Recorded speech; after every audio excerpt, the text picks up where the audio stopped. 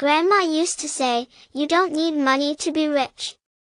I never really understood what she meant until she told me about the old days. She'd sit in her rocking chair, the one Papa made for her, and tell me about how folks in our community got by when they didn't have a dollar to spare. Back then, Grandma would begin, we didn't run to the store for every little thing. We had each other. I remember one time, she said, smiling, I made a wedding dress for Miss Lila down the road. She didn't have money to pay me, but her mama baked me the best pecan pie I ever tasted. I think I came out better in that deal. Grandma also told me about Mr. Thomas, the man who fixed wagons and tools. He'd trade his services for whatever folks could offer, she said.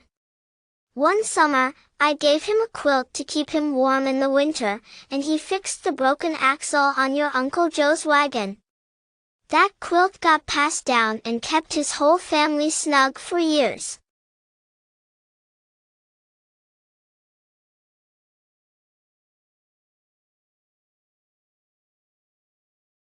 I could listen to her stories forever.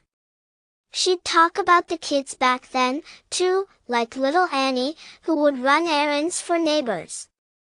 Annie didn't ask for money. Instead, folks gave her things like jars of jam or even lessons in cooking and sewing.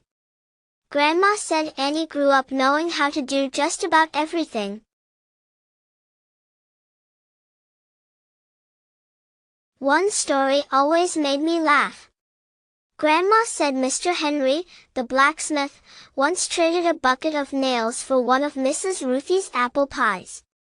He claimed it was the best pie he'd ever eaten and would have traded a whole wagon load of nails if she'd asked.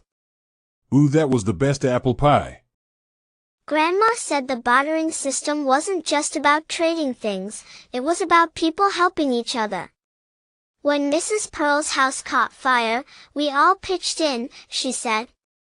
Some brought wood to rebuild, others brought food to feed the workers, and I made blankets to keep her family warm at night. Nobody asked for anything in return, but everyone got something back, a sense of belonging.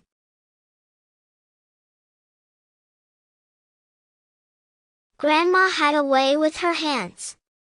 She could sew anything you needed, dresses, curtains, even patches for overalls. People would come from all over with their torn clothes or a pile of fabric. In exchange, they'd bring things like fresh eggs, a sack of potatoes, or even a basket of peaches.